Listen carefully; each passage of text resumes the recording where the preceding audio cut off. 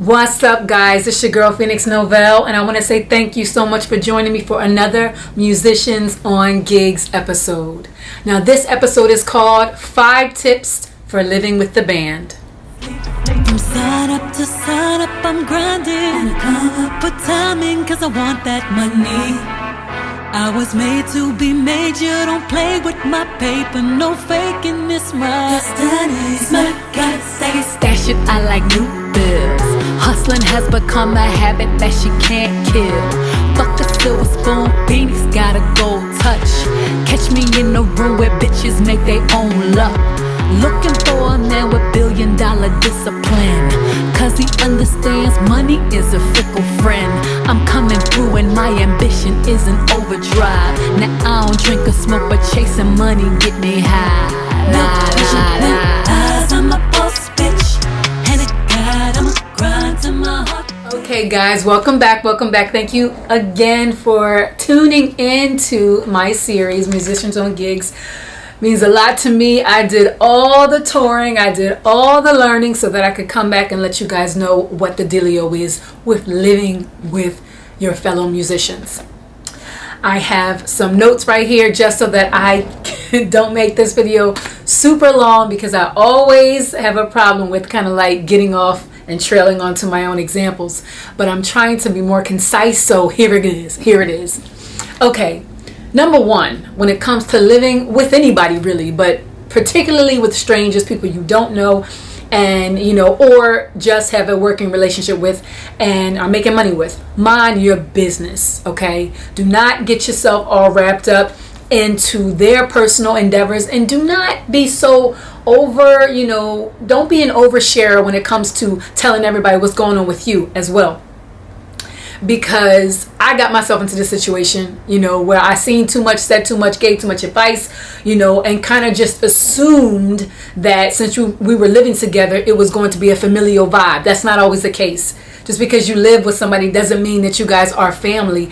And you could create unnecessary drama for yourself because, you don't know these people, you know what I'm saying? And yeah, if you have worked together for a long period of time, yeah, you get to know them.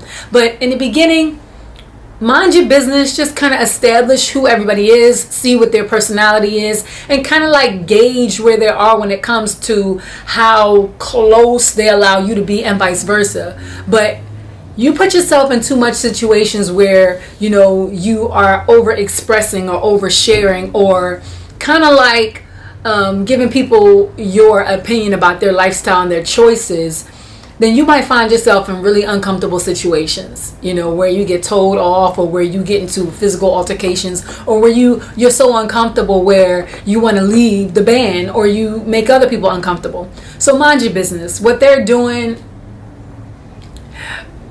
whatever their situation is, what they're doing is none of your business, unless it's causing harm to you or putting you in a situation where you feel like it's unsafe and you need to make moves. Otherwise, it's best to know less. All right.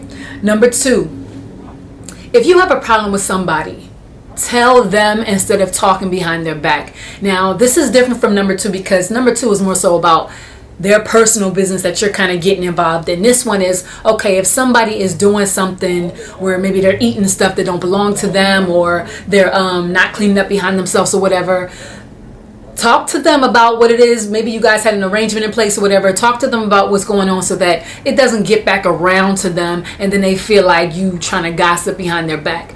Be very open and upfront. And sometimes, look, people ain't gonna like you. You can't always try to make somebody like you who is dead set on not liking you. So don't try to, figure out, of course, be respectful in the way you say it. And you have to be careful in all situations of how you deliver a message. But I found it best to one-on-one somebody when it comes to something that they may be doing. People have one-on-one me before. I've one-on-one people before. And I've also been afraid to say something directly that I've talked about them behind their back, and it made it even 10 times worse than if I would have just went to them and said, hey, can you not do this? Or hey, could you not touch this? Or could you be mindful of whatever? I am not the biggest fan of living with bandmates.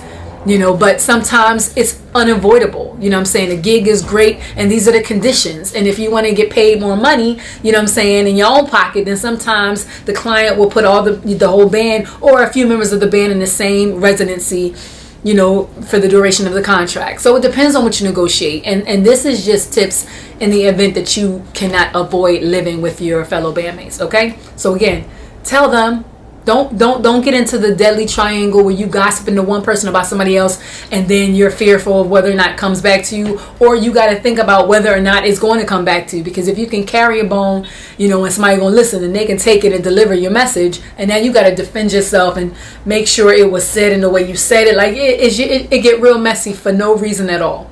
So think about down the line. You know what I'm saying? If your intentions is like really seriously sincere, then ain't no reason to not be direct with the person. But if you really just want to be messy and start some trauma, then it might come back to bite you. All right. Number 3, invest in some good quality earplugs. Okay, like I'm talking, if you can find the best out there. I'm not talking about earbuds like music, that'll work too, but I'm talking about earplugs.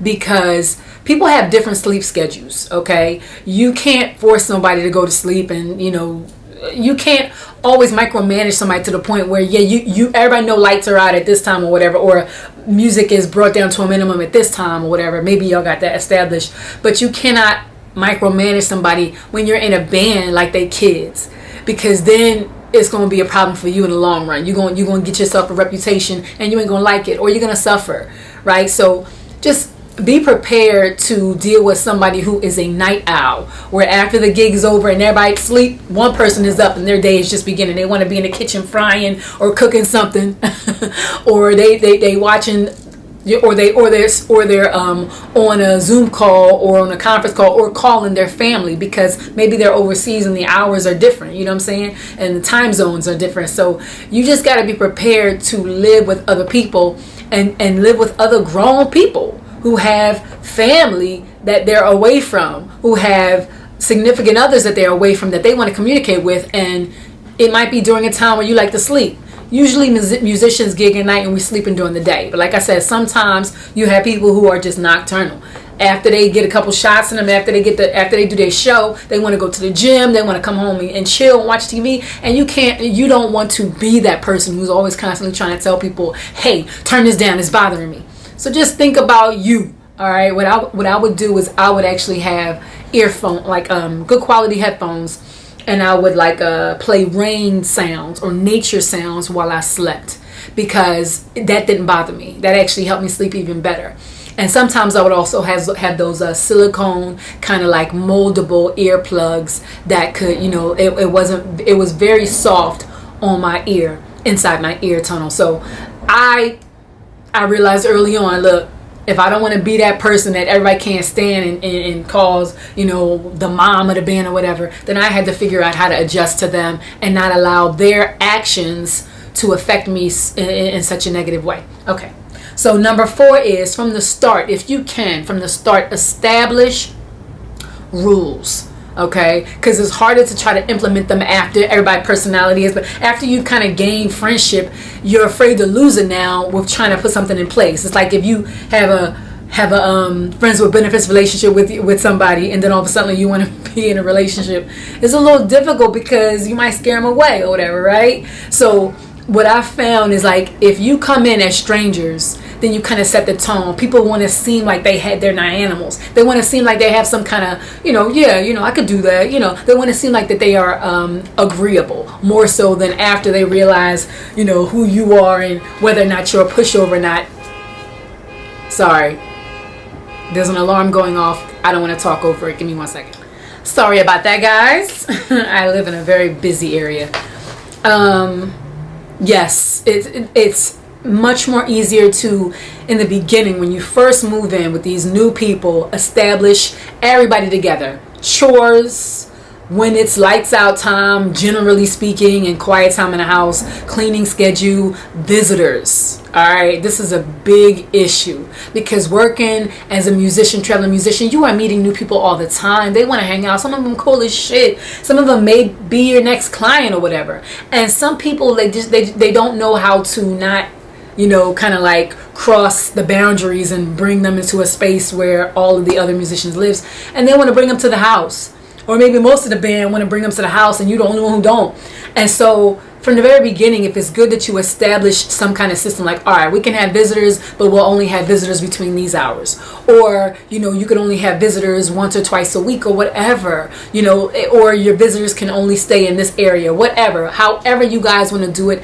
In my book, I think it was the Traveling Singer Survival Guide, I mentioned the importance of creating a BCOC, which is a band code of conduct. All right, I think it's that book that I wrote it in. I'm almost positive. Where I'm going to plug because I can. I just got the Traveling Singer Survival Guide printed. I still got to bind it myself. But I'm just so excited because I finally got it printed. I don't know if you guys can see it. But yes, I print my own books now. I learned how to do it. Go to old-fashioned internet, Google. Yes, but this is the Traveling Singer Survival Guide, and I discuss the importance of having a BCOC in place, band code of conduct. It needs to be very, very, very unique to your band because everything doesn't work for everybody. Everybody don't need micromanagement. Some people get it, some people don't. But have a system in place so that it's no hard feelings if you don't follow it. I need to refer you back to it, okay? So if you have that in place, it's not personal. Hey guys, listen, we made this agreement for everybody, just for the courtesy of everybody, because I noticed that when you live with the band, a lot of times when there's internal issues at home, those issues leak over into the show. They do. They leak over into the stage, and you don't mean for it to. But if I don't have peace where I should have peace in my home, and I'm out here with you traveling and gigging and touring, now I got to think about how to deal with you on both my off time and on the gig. But when I get home where I'm supposed to be able to unwind and relax and kind of like, fall into my comfort zone, and I still got to deal with you and some things I don't like, then now I'm pent up and now I want to leave. There has been several times where I left the band housing situation and paid out of my own pocket to have a place, a sanctuary, so that I could do the gig that I was paid to do and not leave or whatever, and not, cancel or quit. And this happens. So these tips are to help you kind of establish a plan of action so that you don't lose yourself and have an uncomfortable situation that you are counting down the days to get out of. Number 5, which should have been number 1, try your hardest not to sleep with the band. If you can. Look, emotions move, passion is there, you guys are doing what you love to do, traveling the world, and sometimes these are the only people that you see consistently, and it feels safe to be with them rather than a stranger who comes in and you might never see them again. Think about it, and then when you finish thinking about it, think about it again, and another week, and another because once you cross that boundary, you just don't know. You don't know what you're going to feel. You don't know what they're going to feel. You just don't know what's going to come up. And it could be great, but the chances are, and more often than not, it's a problem. And I have been doing this and touring and traveling in bands for over a decade, and more often than not, when my fellow bandmates have went there, and even myself, I've never went there fully, but I've gone there in some senses where I was getting companionship from other band members, and things even then turned awkward because you just don't know what's going to come up.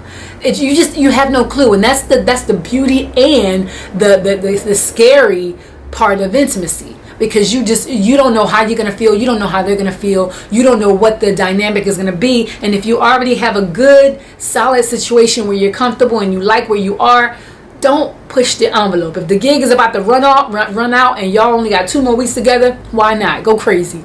But if you can, try to keep your intimate life and your professional life as separate as possible. Unless you know that's your soulmate and y'all gonna ride to the end together, you might want to reconsider crossing those boundaries with people that you actually have to be in a gig with, living with, and working with. All right. So I hope that these tips has helped someone out there, anyone out there.